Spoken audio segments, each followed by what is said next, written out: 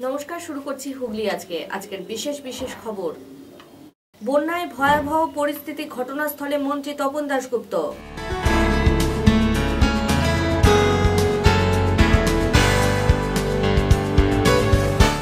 মানুষপুর বিদ্যালয়ে উদ্ধার হওয়া মৃতদেহ, রেলপোর্টার রামলক্ষণ রাজ ঘরে।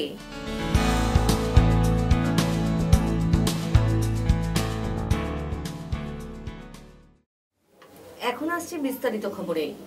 বন্যায় ক্রমশ ভয়াবহ পরিস্থিতির সৃষ্টি হচ্ছে আরামবাগে। বিপদসীমার ওপর দিয়ে বইছে। ঘটনাস্থলে খতিয়ে দেখতে জেলা প্রশাসনের সাথে উপস্থিত মন্ত্রী তপন দাশগুপ্ত। অতি বর্ষণ হলেই ডিবিসি বাঁধ জল ছাড়তে শুরু করে, আর ডিবিসি বাঁধ জল ছাড়া মানেই বাঁকুড়া, বর্ধমান, বীরভূম, মেদিনীপুরের পাশাপাশি সেই জল দামোদর, রূপনারায়ণ ও মুন্ডেশ্বরী নদীপথে ঢুকে পড়ে হাওড়া ও হুগলিতে। আর এই জলেই বর্তমানে হুগলিতে তৈরি হয়েছে ভয়াবহ বন্যা পরিস্থিতি। হুগলির মধ্যে সবচেয়ে ভয়াবহ অবস্থা তৈরি হয়েছে আরামবাগ মহকুমায়। আরামবাগ মহকুমার খানাকুল ও গোঘাট ব্লকের প্রায় 90% এলাকা ইতিমধ্যেই জলের তলায় ডুবে গিয়েছে। সরকারি অফিস থেকে পাকা বাড়ির একতলা সবই এখন জলের তলায়। কোনটা চাষের জমি আর কোনটা নদী বা পুকুর বর্তমানে আলাদা করে চেনা সম্ভব নয়। এই মুহূর্তে গোঘাট এলাকার অধিকাংশ রাস্তার উপর দিয়ে প্রায় হাঁটু সমান জল বয়ে চলায় সড়ক পথে একদিকে পশ্চিম মেদিনীপুর ও অপরদিকে বাঁকুড়ার সাথে যোগাযোগ বিচ্ছিন্ন হয়ে গিয়েছে। ইতিমধ্যেই রাস্তার কালভার্টের উপর থেকে বন্যার জল দেখতে গিয়ে জলে পড়ে এক যুবকের মৃত্যু হয়েছে। অন্যদিকে আরামবাগে দামোদর ও মুন্ডেশ্বরী নদী পারের এলাকাগুলিও জলমগ্ন হয়ে পড়েছে। অবস্থা খুব যাচ্ছে না অবস্থা, মানে আপনার একটা বাড়িতে এক কোমর করে জল, জিনিসপত্র সব নষ্ট হয়ে গেছে, আর মানুষের এখন বিরাট বিপদ, কি অবস্থা হবে কে জানে। আতঙ্কে রয়েছে প্রতিটা মানুষ। পিছনে গ্রামগুলো তো নিচু, মানে রাস্তাটা টপকালি আমাদের সাইডে জলে ভর্তি হয়ে যাবে। নদী এখনো প্রচুর বাড়ছে, সমস্ত বাঁধ ভেঙে গেছে, চারদিক দিয়ে জল ঢুকছে। এদিন আরামবাগের বন্যা পরিস্থিতি সরেজমিনে দেখতে উপস্থিত হন রাজ্যের কৃষি বিপণন মন্ত্রী তথা হুগলি জেলা তৃণমূল কংগ্রেসের সভাপতি তপন দাশগুপ্ত, হুগলির জেলাশাসক সঞ্জয় বনসাল, হুগলি জেলা পুলিশ সুপার গ্রামীণ সুকেশ জৈন, হুগলি জেলা পরিষদের সভাধিপতি শেখ মেহবুব রহমানরা। এছাড়াও সেখানে উপস্থিত ছিলেন আরামবাগের পুরপ্রধান স্বপন নন্দী, পুরসুরার প্রাক্তন বিধায়ক পারভেজ রহমান, জেলা পরিষদের পূর্ত কর্মাধ্যক্ষ মনোজ চক্রবর্তী সহ অন্যান্যরা। এদিন আরামবাগের বন্যা পরিস্থিতি সম্পর্কে রাজ্যের কৃষি বিপণন মন্ত্রী তপন দাশগুপ্ত বলেন, রাজ্যের মুখ্যমন্ত্রীর নির্দেশে যুদ্ধকালীন তৎপরতায় বন্যা মোকাবিলার কাজ চলছে। যে সমস্ত জায়গায় রাস্তা ও বাঁধ কিংবা কালভার্ট ভেঙে গেছে সেগুলি সারানোর কাজ ইতিমধ্যেই শুরু করে দেওয়া হয়েছে। আপাতত 30টি ক্যাম্প করে জলমগ্ন এলাকার বাসিন্দাদের উদ্ধার করে এনে রাখা হয়েছে।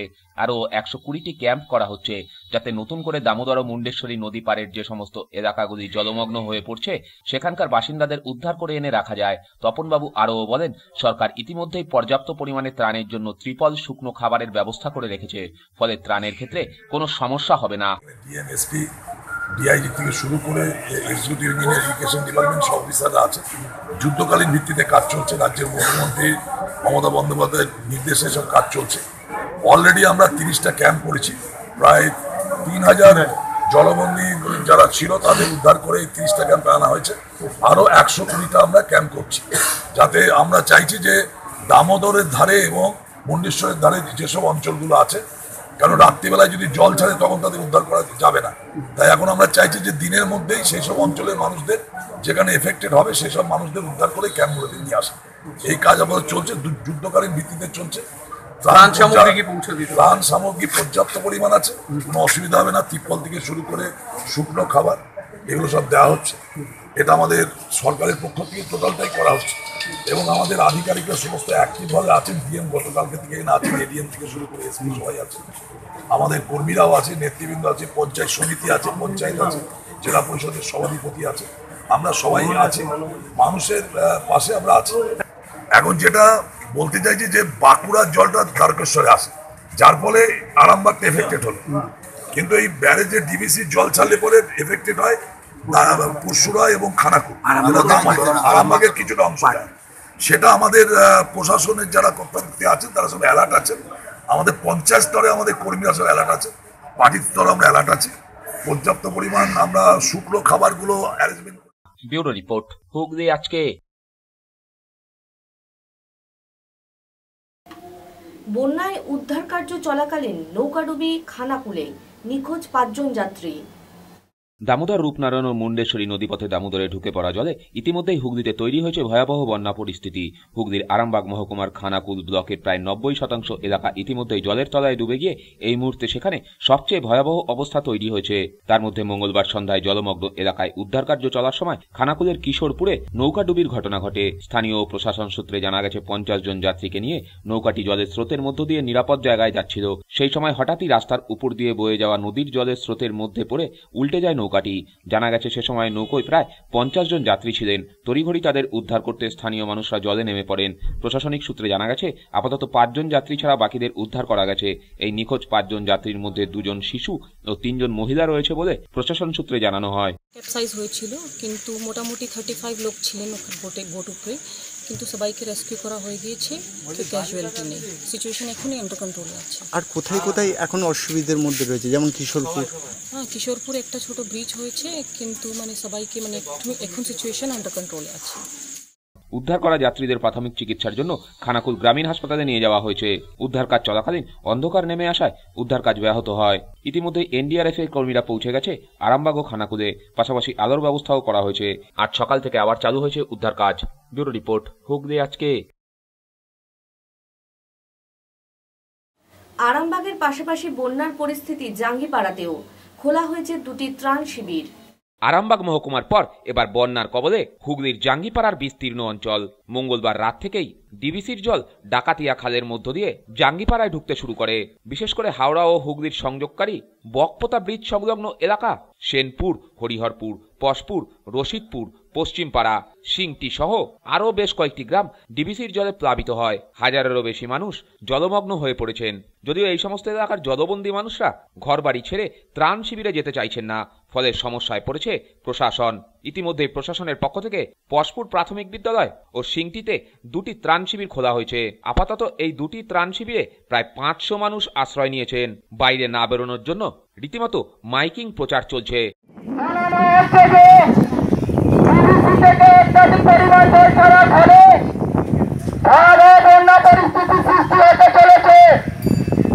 এই জন্য সব মানুষকে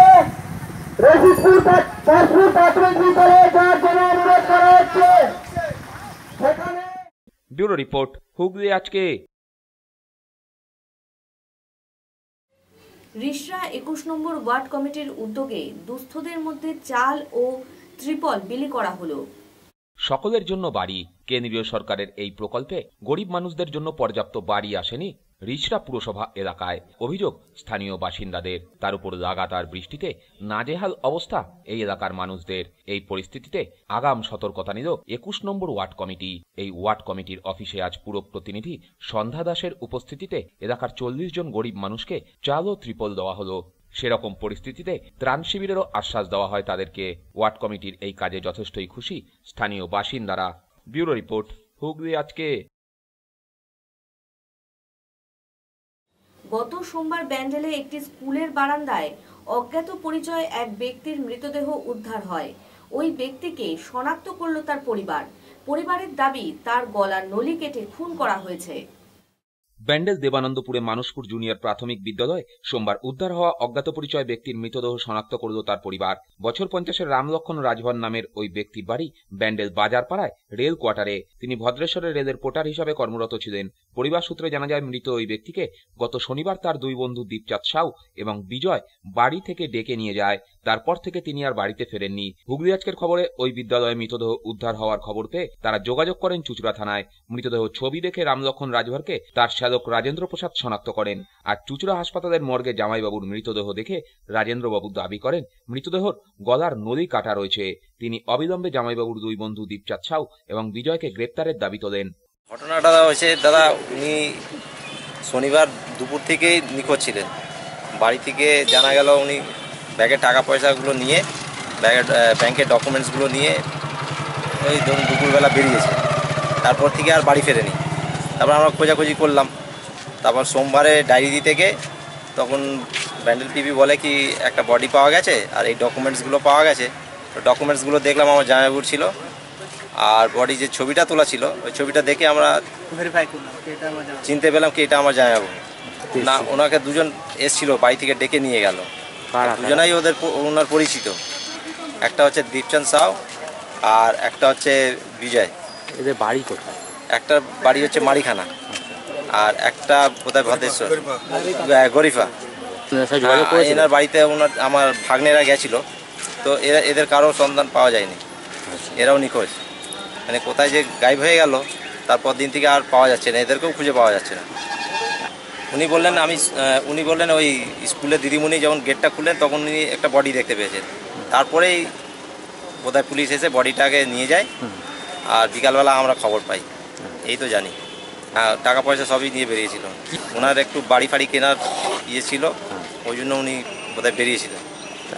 এখন দেখুন দাদা, ওরা দুজনকে না ধরলে তো আমরা ঠিক বলতে পারছি না আর এই বিষয়টা কি হয়েছে। এবার ওরা ধরা পড়লেই আমরা চাই ওরা ধরা পড়ুক, পুলিশ ওদের খুঁজে বের করুক, যাতে আমরা সঠিকভাবে জানতে চাই কি আমার জামাইবাবুকে কে মারলো।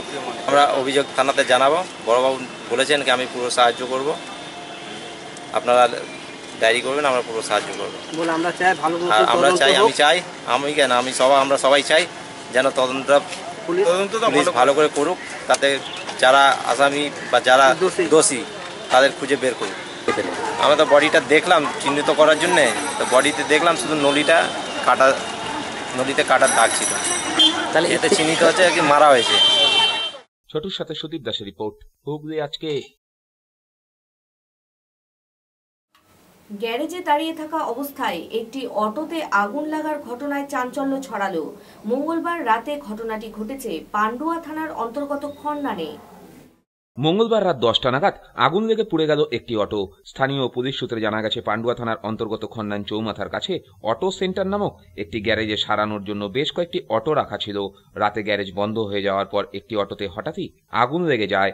দাউ দাউ করে রাস্তার ধারে অটোটিকে জ্বলতে দেখে সেখানে ছুটে আসেন এলাকার বাসিন্দারা। খবর দেওয়া হয় পান্ডুয়া থানায়। যদিও পুলিশ ঘটনাস্থলে আসার আগেই এলাকার সাধারণ মানুষ আগুন নেভানোর কাজে হাত লাগায়। এরপর পুলিশের তরফ থেকে খবর পাঠানো হয় দমকলে। পরে দমকলের কর্মীরা এসে আগুন নিয়ন্ত্রণে আনে। পুলিশ ও দমকল সূত্রে জানানো হয়েছে, প্রাথমিকভাবে অনুমান শর্ট সার্কিটের কারণেই এই আগুন লাগে। বলুন, এখানে একটা অটোতে আগুন লেগে গেছে আর কি করে হয়েছে বুঝতে পারলে?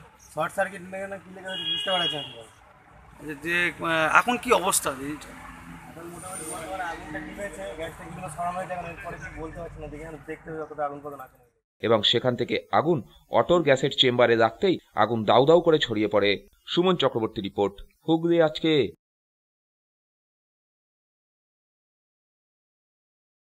তৈরি হয়েছিল মাস 5 আগে, বন্যার জলে কাঠের সেই ব্রিজের রেলিং ভাঙল ধনেখালিতে। ডিবিসির ছাড়া জলে ডিবিসির সেতু ভাঙল। ঘটনাটি হুগলির ধনিয়াখালী বিধানসভার ঘিয়া নদীর উপরে। গত বছর ডিবিসি জল ছাড়লে এই ঘিয়া নদীর উপর পাকা সেতুর বেশ কিছুটা অংশ ভেঙে পড়ে। এরপর ডিবিসি কর্তৃপক্ষ তড়িঘড়ি পাকা সেতুর পাশে আরও একটি কাঠের তৈরি সেতু তৈরি করে। 5 মাস আগে সেই সেতুই তৈরি হয়েছিল। আর ডিবিসি জল ছাড়ায় সেই কাঠের সেতুরই এবারে রেলিং ভেঙে পড়ল। বসে গিয়েছে পাশের পাকা সেতুটিও। এই সেতুর উপর দিয়ে গুড়াব, ভাস্তারা, হাজিনগর রেল স্টেশন, ধনিয়াখালী হাসপাতাল প্রভৃতি এলাকায় যাতায়াত করেন স্থানীয় বাসিন্দারা। অবিলম্বে এই সেতু সংস্কার না হলে যখন তখন ঘটে যেতে পারে বড়সড় বিপদ, আশঙ্কায় এলাকাবাসীরা। দেখবো মানে যখন জল কম ছিল তো আমরা নিচে নামি, সব এখান থেকে চান টান করি নিচে নামি, নিচে দেখেছি বহু কাঠ ভেঙে পুরো একদম কাঠ এদিক ওদিক হয়ে রয়েছে। এর ফলে তো এবছর যা পানা আসছে তো একদম পুরোটাই ভাসি নিয়ে চলে যাবে। কি অবস্থা, পানার এই ব্রিজটা না থাকলে হয়তো ওটা আগে ভাঙতো। এ ভাঙাটা তবু ভালো রয়েছে, নতুনের যা অবস্থা পুরনোর থেকেও আরো খারাপ। প্রবীর বসু রিপোর্ট, হুগলি আজকে। এখন আসছি আবহাওয়ার খবরে। গত 24 ঘন্টায় হুগলি জেলার সর্বোচ্চ তাপমাত্রা ছিল 31 ডিগ্রি সেলসিয়াস এবং সর্বনিম্ন 21 ডিগ্রি সেলসিয়াস। বাতাসে আপেক্ষিক আর্দ্রতার পরিমাণ 79%। বৃষ্টিপাত হয়েছে সামান্য। শেষ করার আগে খবরের বিশেষ অংশ আরও একবার। বন্যায় ভয়াবহ পরিস্থিতি, ঘটনাস্থলে মন্ত্রী তপন দাশগুপ্ত।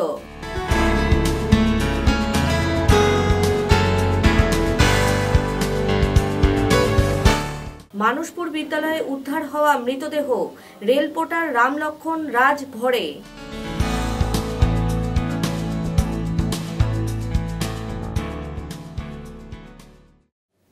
এখনকার মতো হুগলি আজকে এই পর্যন্তই। প্রতিদিন রাত 8টায় দেখুন হুগলি আজকে ইন এএনবিসি চ্যানেলে। নমস্কার।